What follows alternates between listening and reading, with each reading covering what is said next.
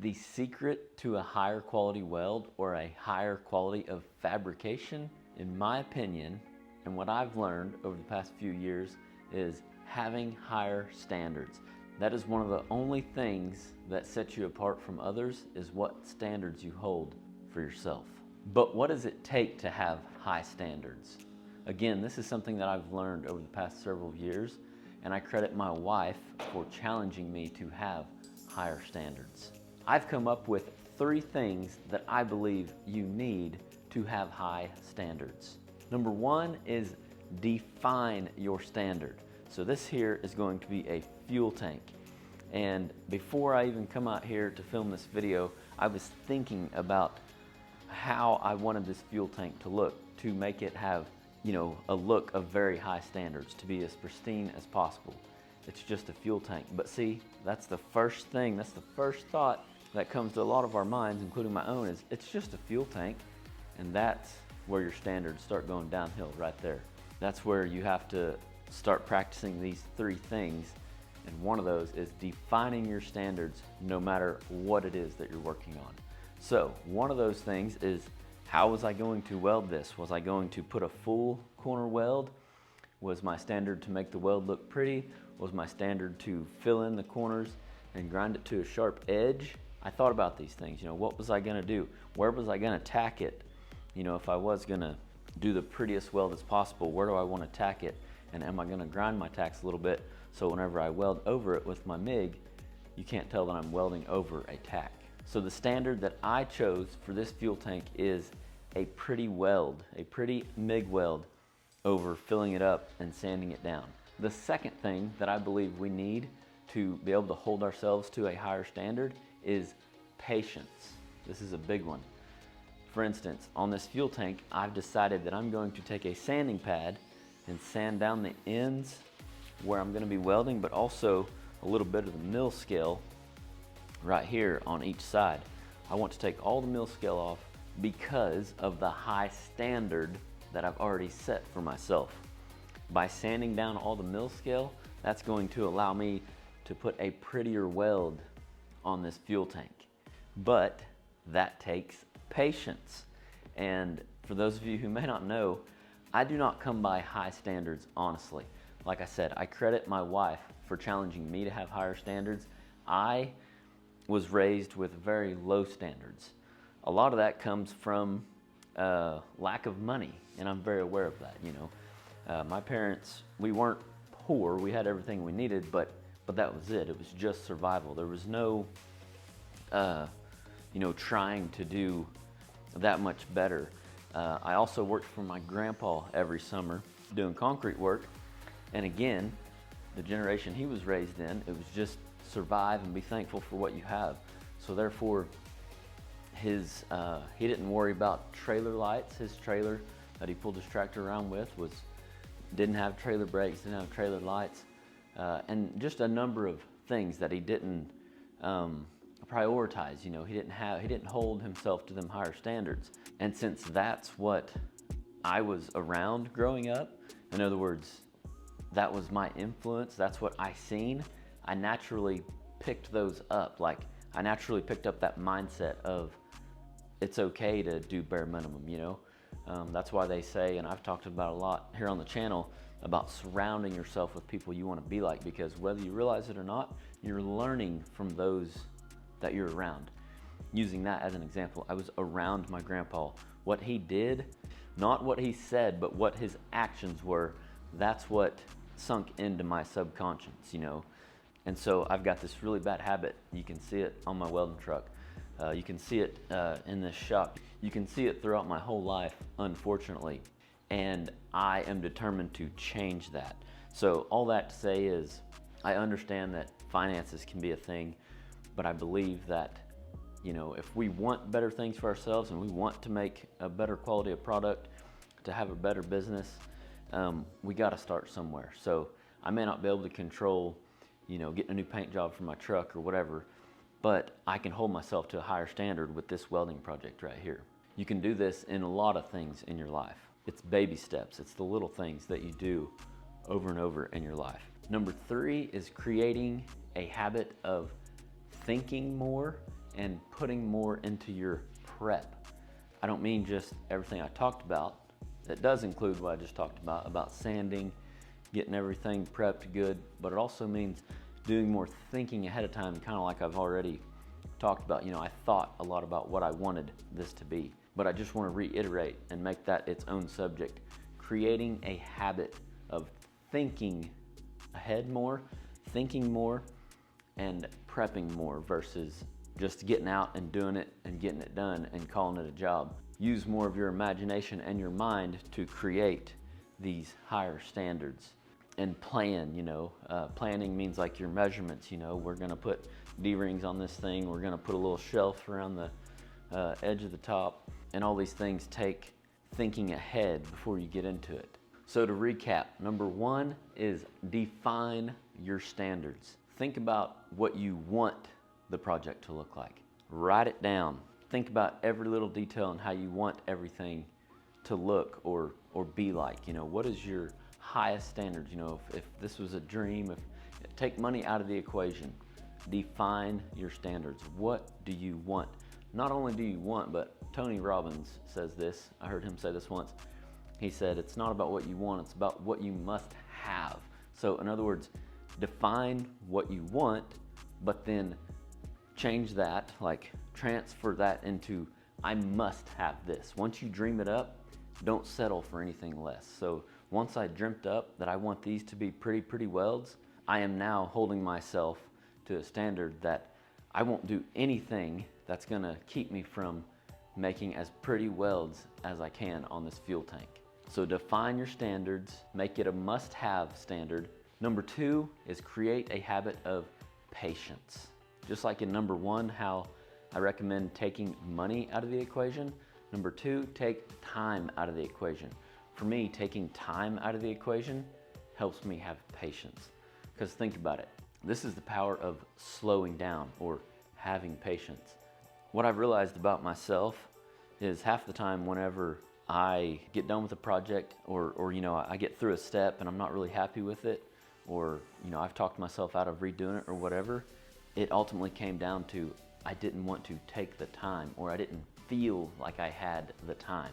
So it's finding this happy balance of, for one, this all goes back into your prep, but if a guy quoted this, which I did quote it, no matter what you quoted at, even if it's gonna take you more time than what you quoted, take that as a learning experience.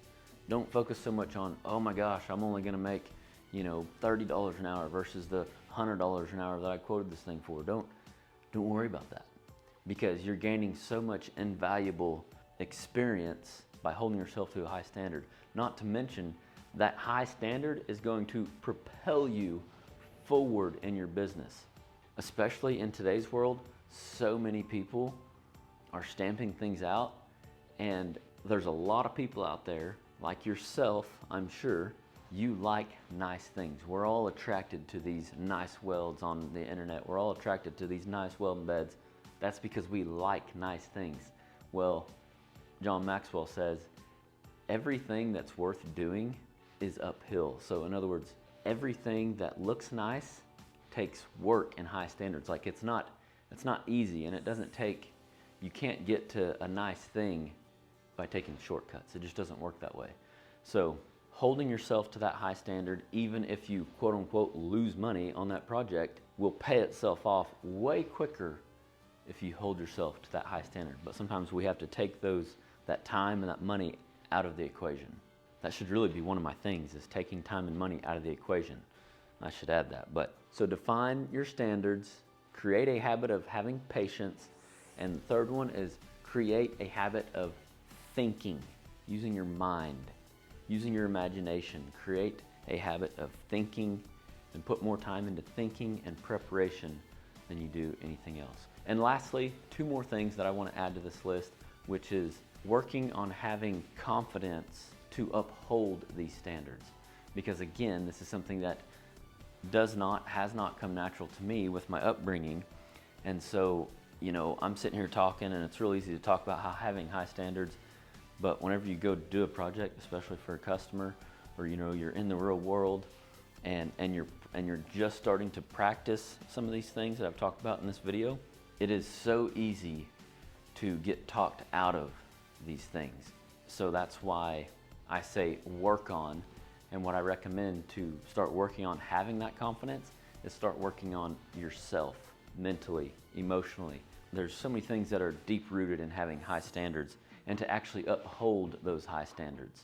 I don't know how many times I've been talked out of high standards by somebody that I was working with, an employee, like a part-time employee, or a helper on the pipeline, or a customer. I don't know how many times one of these people have talked me out of having these high standards.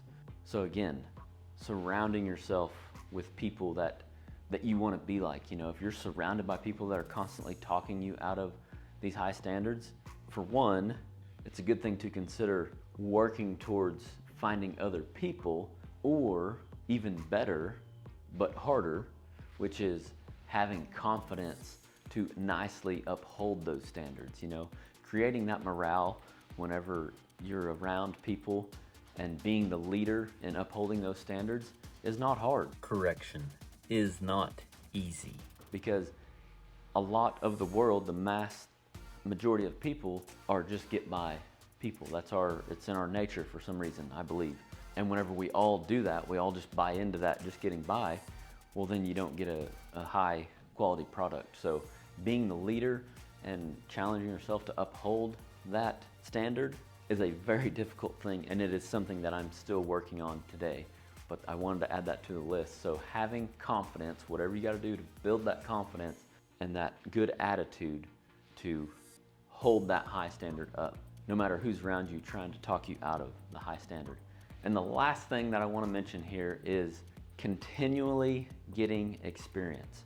By continually getting experience, this is going to, like doing projects as much as you can, 5 days a week, 6 days a week, whatever, it's good to have a balance. But like if you're in the welding business, if you've got a fab shop, you're starting out little, like myself, you don't have much, you don't have employees, but continually doing projects and continually holding those standards.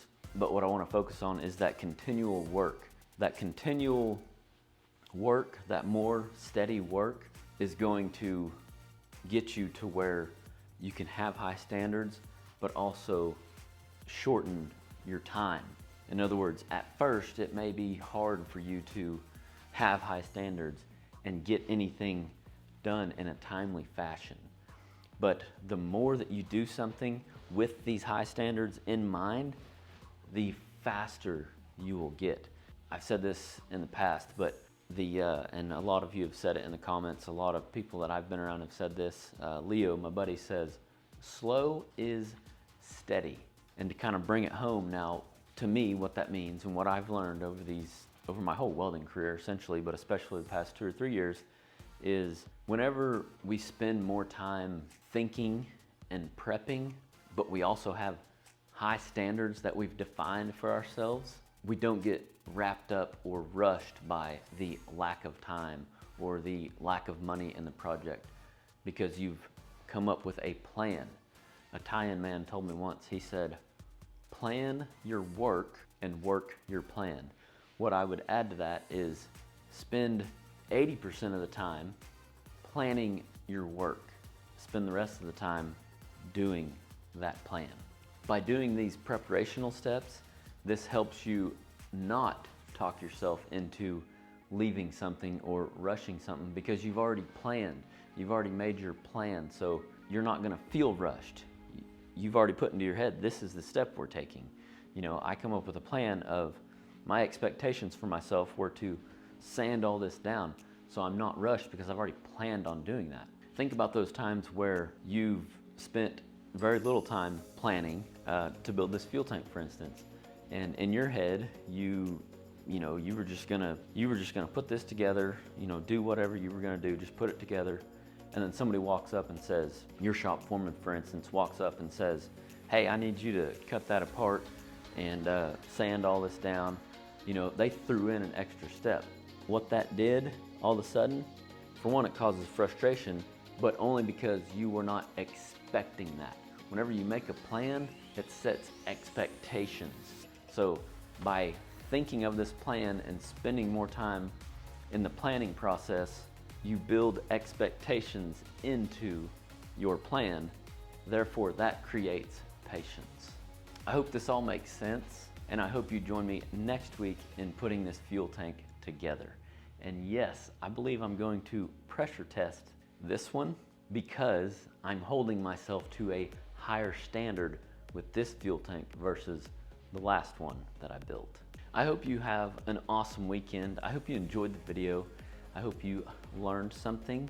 And lastly, make sure and check out our website, arosswelding.com, where you can find tools, helpful resources, digital prints, stickers, t-shirts, hats, all kinds of things over there. And to learn more, check out one of these videos and our online trade school, arosswelding.school, where you can find our online courses. Thanks for watching, and remember, learn something every day.